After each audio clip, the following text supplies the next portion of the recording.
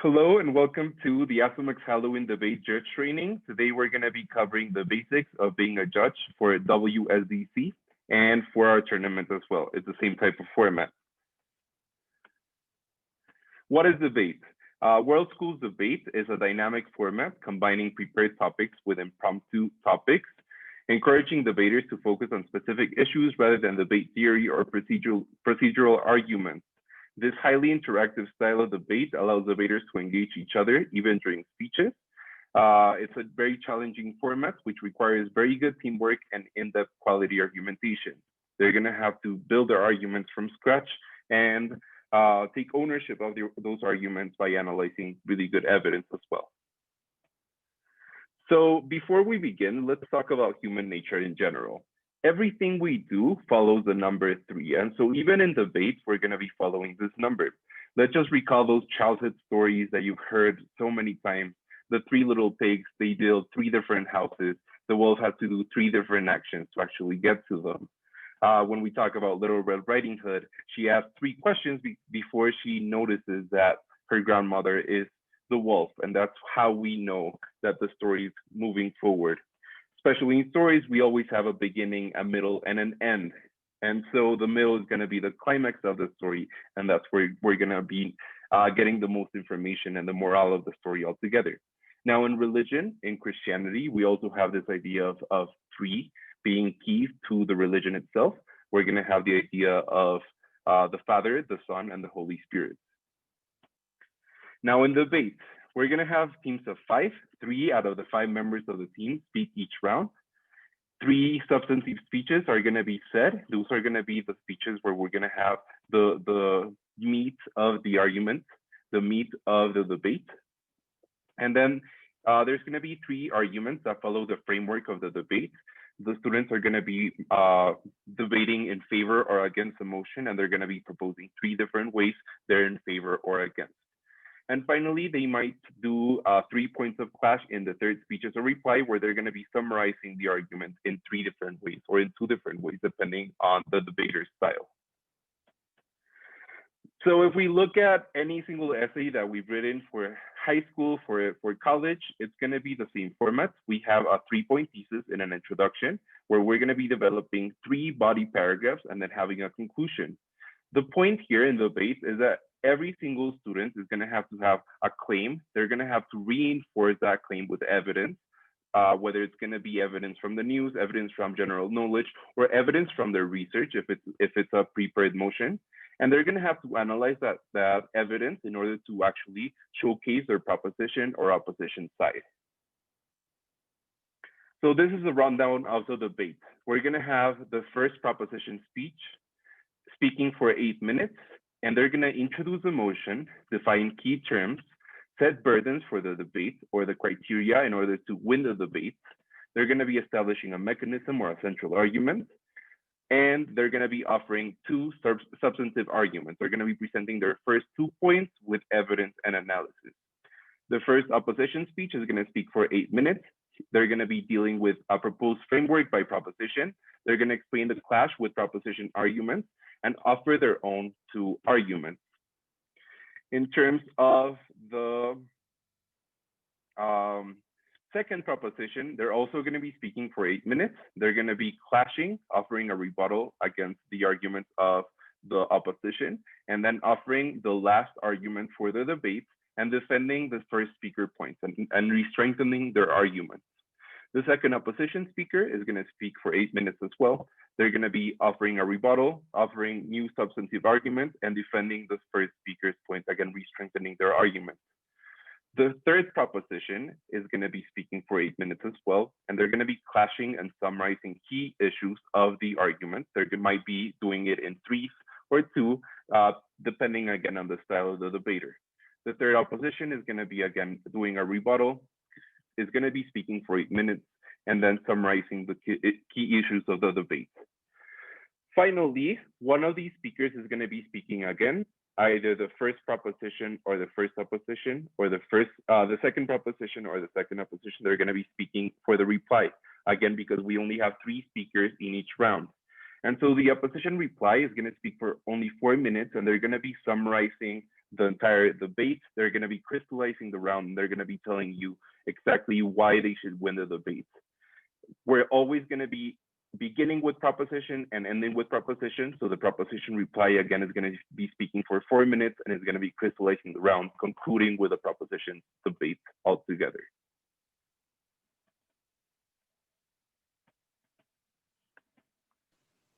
Now, in terms of judging basics, each debate will be judged by 3 different people, and the person who sits in the center is known as the chair judge. The reason we have the chair judge is because it's the most experienced person out of the 3. And so what this means is that if there are only 2 judges, the chair judge's vote counts twice. And if there is only 1 judge, then that person counts as 3 votes. You should cast your vote and decide which team in your ballot has won the debate before you discuss with other judges. Then you can discuss what type of feedback you want to give the teams, but the decision is individual and shouldn't be with other people, but rather just with yourself. Yes. And now in every debate, the way it's structured is that there is a proposition team and an opposition team, where the proposition proposes the motion, meaning they argue in favor of what it's saying, and the opposition team opposes the motion, meaning they argue against the motion. And in terms of the motions that we have like in this tournament, we're going by the World Schools debate type of motions, which are based on a legislative model. So every motion then begins with the words "this house," and the debaters are acting as a legislative chamber and are debating about what a government or another entity, which they will define, would do or should do in that case under that motion. In this debate tournament, we have 2 prepared motions, meaning that the debaters get a month or a month and a half in order to prepare a solid case with evidence and examples. And the 2 motions we have are: assuming a choice is possible, this house would experience reality objectively rather than subjectively. And secondly, this house believes that eroticism in the media is inherently violent. These are the 2 motions which they have a month to prepare for. And then we also have a set of impromptu motions, which means debaters only get 1 hour to prepare for the debate using any motions they have like in their mind beforehand. And those are going to be centered around our theme for this tournament, which is taboo. In terms of how debate motions work, we have 2 big types. The first ones are value motions and also policy. So a proposition of value will ask debaters to qualify if the topic of the motion is good or bad, or has done more harm than good, or is better than some other alternative. So you're just assessing the value of the motion, whether it is good inherently. And a second type is a policy motion, which will ask debaters to create an actual policy that will improve or solve a certain economic, political, or social situation given in the motion to be debated. So most debates are value motions, and thus debaters must provide evidence to explain benefits and harms. But in essays, in some cases, they have to create their own policies and their own framework on how to assess that value and how to achieve change. Most motions in this tournament are going to be value motions, and they're going to be providing, the debaters must provide evidence to explain the benefits or harms, or explain the theoretical side of whatever the motion is asking. Now, in order for the debate to be very grounded and solid, we have frameworks. So every motion needs to be framed in order to be debated in the clearest way. In order to do so, the teams should define the variables of the motion in regards to the who, what, when, why, and how. They should also establish a given criteria to evaluate what the motion states, or develop a mechanism to address how the implemented policy will support their arguments. So in essence, as a judge, the proposition and opposition, and this will usually start with the proposition, will already give you the criterion and the debate. And if both teams agree on it, then you're just assessing who proves that criteria better. So it's already given to you, and you're just judging based on that criteria and based on the framework that is already given by the proposition. In essence, the framework is simply like an explanation of the most important things that should go about defining the debate before you get into the meat or the content of the debate. So these are a few of the things that should happen in framework. The first being definitions, which basically are definitions of the important words within a motion and what they mean for each team specifically. So for example, for our motion, this house believes eroticism in media is inherently violent. It's important for teams to go about defining eroticism, violence, and also the media and what we mean by it. So basically provide an important panorama of where we see the motion landing in the real world. So eroticism in this case would be like a quality that arouses sexual feelings or impulses directly involving sexual desire, sensuality, or romantic love.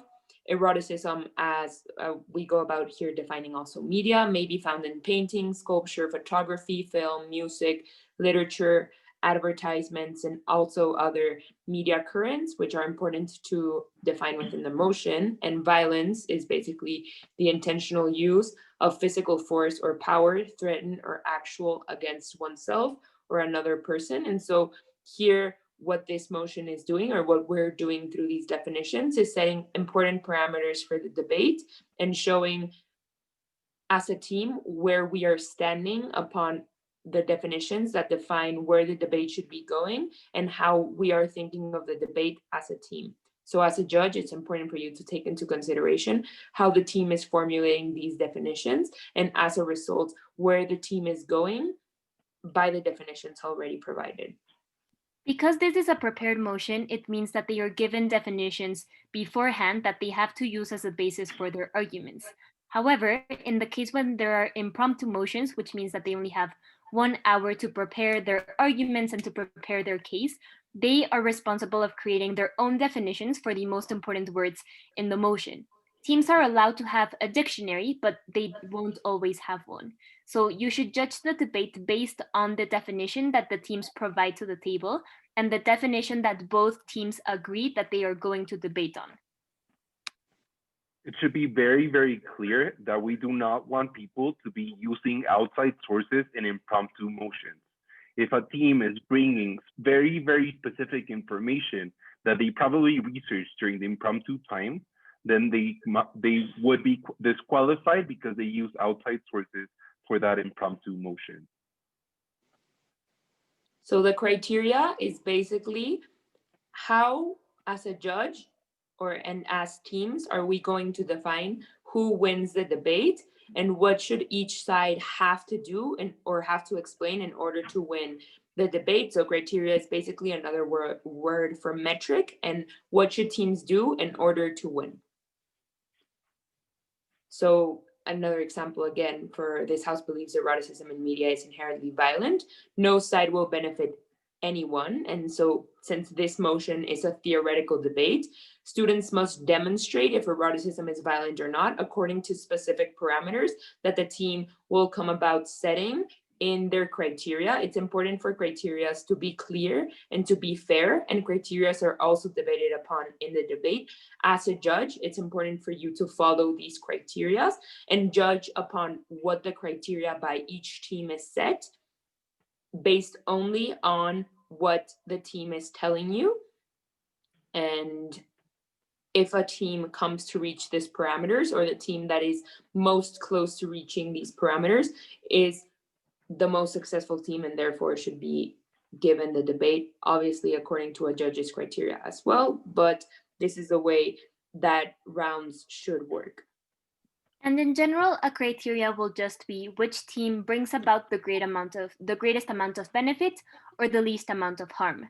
However, as debaters get more experience, their criteria will be more specific. So a specific criteria would ask itself, who does this debate affect, and in what way does the debate affect them, so that the benefits and the harms for both teams become much more specific, and it is easier for a judge to decide which team has won the debate based on which team has better fulfilled the criteria.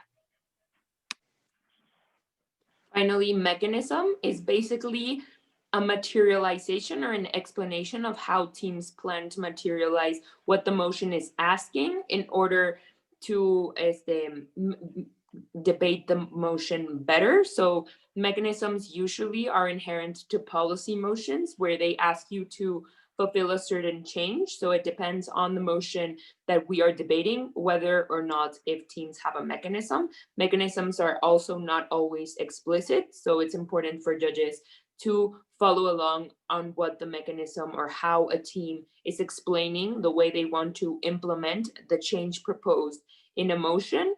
And yeah, that's basically. So a mechanism is basically the line of reasoning of a given argument. So they're going to be telling you exactly what they want in terms of how they structure their argument and the way that they're going to be providing evidence for that motion specifically. But again, a mechanism is primarily for policy motion. So for the motion, this House believes eroticism in media is inherently violent. Teams can mechanize according to the impact of eroticism. Mechanisms are not necessarily inherent to every single motion. And so if a team does not have a mechanism, they should not be penalized unless the motion specifically calls for it. So an example of a mechanization of this motion would consider who are the stakeholders or who the debate is affecting, what happens when this impact is met, and what are the implications of the motion in order to go about explaining their arguments in the best possible way and making it the most clear to the judges what they are prioritizing and what way they want to explain their arguments to you as a judge, and how these teams see the motion materializing in a real world scenario. You as a judge, aside from having to decide which team has won the debate because their arguments are the most convincing, have to give an individual score for every debater that speaks in a round, which means that you have to give a total of 8 scores for the 3 speakers that speak in every round. And as well, the team that wins is the team that has the greatest amount of points that are added from every single individual speaker. So the 3 categories that you're going to have to judge on are style, strategy, and content, which we will explain what these entail. So the first area that you're going to judge is style. So style covers the tone and persona of a given speech. Terminology, comedy, emotions, speed, volume, and movement will play a role in how a speaker delivers their argument and the message the speaker wishes to convey. Please note that we are not grading accents or mispronunciations, but rather how well a student's style is at the given moment and how this impacts the message they are searching to convey. There can be different styles that are equally as successful. It's not about meeting one single mold. It's about the ability of a debater to be convincing, to be persuasive, and to make the judges want to listen to that person. Also, please keep in mind that because this is a virtual tournament, style can sometimes be interfered by the connectivity that a debater has. So please do not reduce points for debaters that simply have low quality internet, and so sometimes it is a little bit more difficult to listen to them.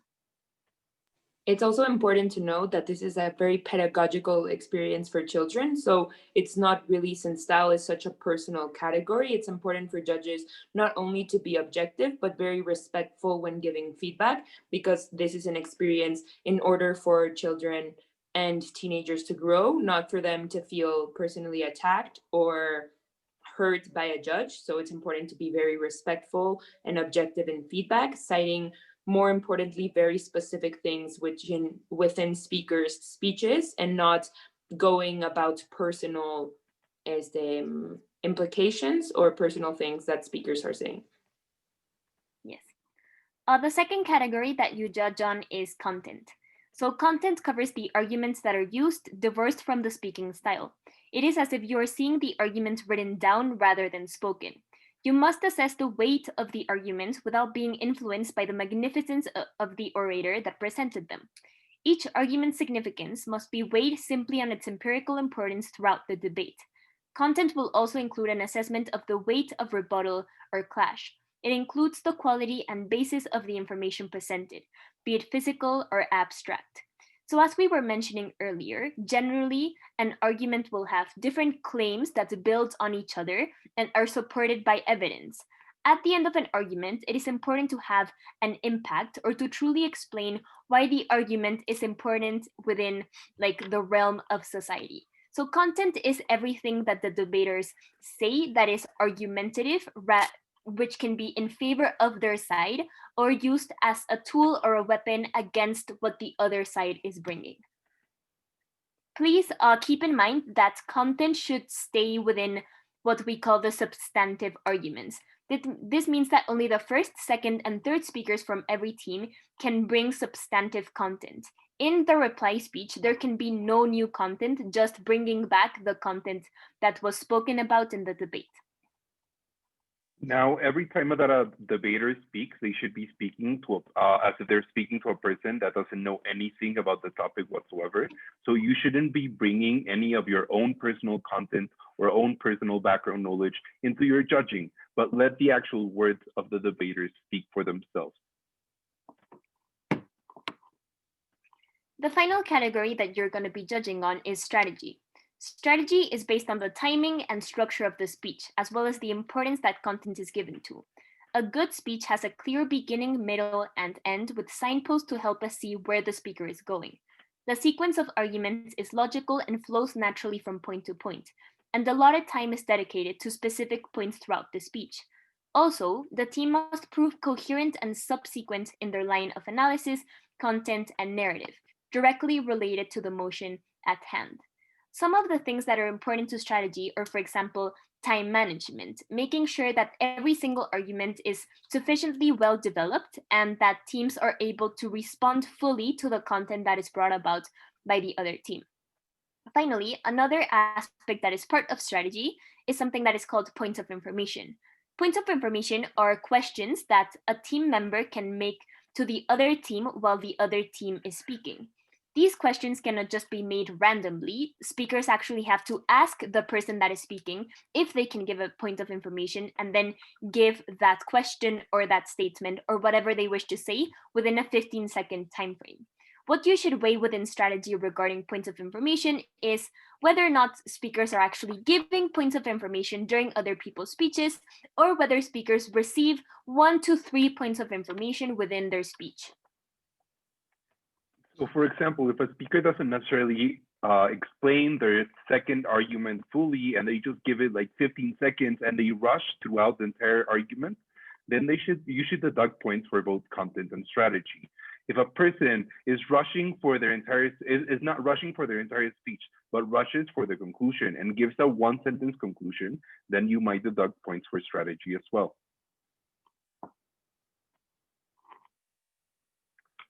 So the marking scheme in this way is going to be out of 80 points, and it's kind of tough to get a sense of the marking scheme. So we provide these different layouts to actually organize your marks. So if it's a really, really good speech, you're going to be giving it 32 points for style, 32 points for content, and 16 points for strategy. However, we're going to be seeing a lot of speakers that are novice speakers, that is their first time debating. So they might be just good, or they might be just satisfactory. So you're going to have to actually measure the way that they're speaking in terms of style, content, and strategy using this rubric here. Please be wary that generally speeches aren't going to be in the 80 level or in the 60 level. To give you a little bit of context, in the World Schools Debating Championship, which is the debate tournament that joins the best debaters in the world that represent their respective countries, the actual average for speakers is just 73. So keep in mind that you will rarely see a speech that is above 76 and rarely see a speech that is below 64. So keep it within that range unless you believe that you're seeing something out of this world.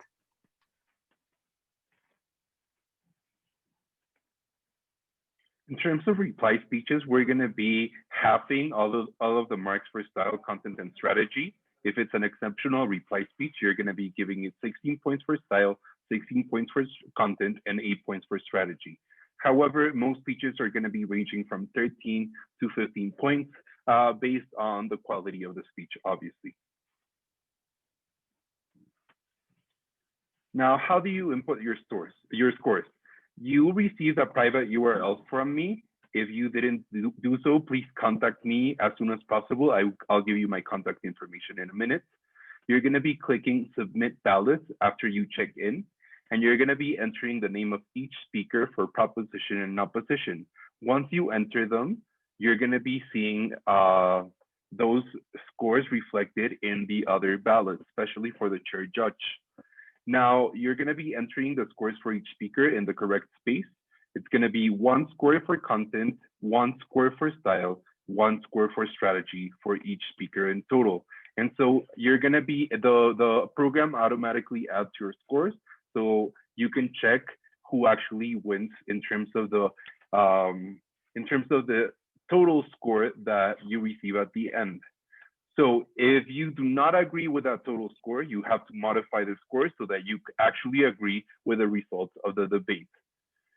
Now, do not forget to fully submit your ballot, and to verify your submission, you have to click verify at the end of the actual ballot. We strongly recommend that after every individual speech, you grade what you believe the speaker did based on their style, strategy, and content, because it will be very difficult for you to remember every single speech and to give an accurate score at the end. Just as Mr. Jones was saying, remember that the addition of the individual scores actually has to give you the team that won. So first decide who won, and then adjust the individual speaker points if you think, well, if you find that that is necessary. Now, it's really, really important that you take notes throughout the entire debate. Otherwise, you're going to be really, really lost. We highly recommend that you get a piece of A2 paper, the papel doble carta, or just a piece of blank paper, and you fold it so that you have 8 different sections for your paper. And you write proposition 1 in one section, opposition 1 in the second section, and so on and so forth. So yeah, so that you can write notes for each speaker, and you remember exactly what they say and what your score will be. Finally, keep in mind that aside from this being a competitive experience, it is also a learning experience. So we recommend that aside from taking notes on the content that goes on in the debates and what you see, you also jot down a few things of feedback for each speaker. Maybe the speaker is speaking way too fast or way too slow, or maybe the arguments weren't complete. Please write that feedback down because it is extremely valuable for debaters to hear what you have to say about their speeches. But again, please remember to always be constructive, always be nice in general, and try to make the speakers improve rather than feel bad, because every single speaker is trying their absolute best to give the best speech that they can. So it's highly, highly recommended that you always give constructive feedback and then positive feedback. Okay, never only give constructive feedback, always end on a positive note. So here's our debate rubric. We're going to be sending it to you in a second, but you can see exactly what we expect for each of the debaters at hand. Here you're going to be seeing what it entails to be at a 32 or 30 in terms of style, content, and strategy, and what it means to be at a lower mark. Let's just go over style for a second. So if you're getting a really high score for style, the speaker is conveying confidence and enthusiasm in the topic. They are expressing this through body movements and volume that are unique to themselves. They maintain effective eye contact in terms of the online tournament. They're making eye contact with a camera. They have effective body language and vocal projection, and the speaker enunciates clearly throughout the presentation and uses tone as a mechanism to address importance.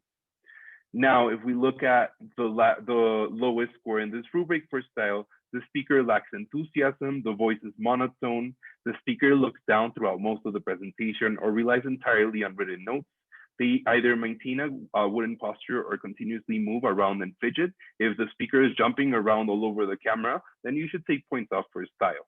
And the speaker is disengaged from the audience and mumbles. If you can't really hear the speaker, then please ask them to raise their voice so that you can hear them more clearly. Otherwise, you might take points off for style as well. The same happens in terms of for strategy and for content. Please read the rubric before you judge on Tuesday.